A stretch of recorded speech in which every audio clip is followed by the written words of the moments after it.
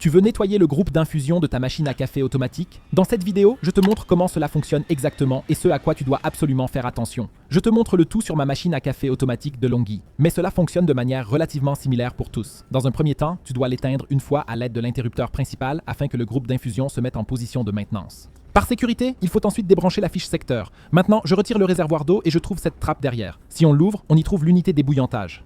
Mais si tu n'as pas éteint la machine auparavant en appuyant sur un bouton, elle ne sera pas dans cette position. Tu dois alors l'éteindre à nouveau. Une fois que tu l'as éteinte, il te suffit d'appuyer sur ces deux boutons rouges pour la sortir. Je n'ai pas nettoyé le mien depuis un certain temps pour que l'on puisse voir la différence. Ici, nous avons vraiment des restes de café qui peuvent éventuellement se transformer en moisissures.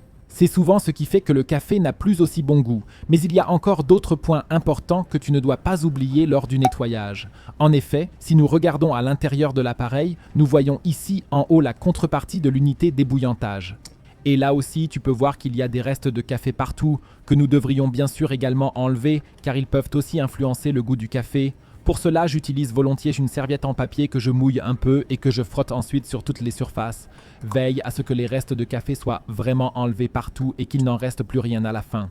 Tu peux ensuite essuyer à nouveau avec un chiffon sec. Une fois que c'est fait, passons à l'unité d'infusion elle-même. Tu dois la nettoyer sous l'eau courante. Veille d'abord à ce que tous les résidus de café soient éliminés.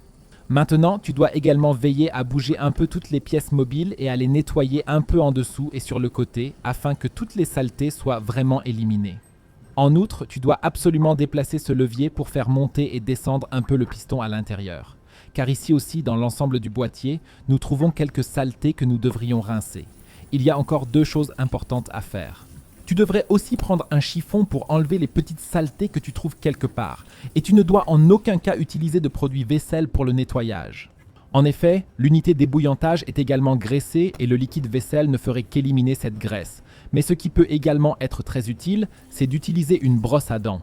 Attrape une brosse à dents que tu n'utilises vraiment que pour cette unité d'ébouillantage et fais en sorte de pouvoir pénétrer dans toutes les petites fissures. Essuie-la bien et mets-la de côté avant de la remettre en place pour qu'elle puisse sécher complètement. L'intérieur doit également être complètement sec avant que tu ne remontes l'unité d'ébouillantage. Ensuite, il te suffit de le remettre en place, de fermer le clapet et de remettre le réservoir d'eau en place. Tu devrais faire tout cela au moins toutes les 2 semaines, voire une fois par semaine dans le meilleur des cas. Cela dépend de la fréquence à laquelle tu prépares toi-même ton café. Si tu veux encore savoir pourquoi tu ne dois jamais jeter le vieux marc de café à la poubelle, regarde la vidéo que tu vois maintenant à l'écran, clique directement dessus.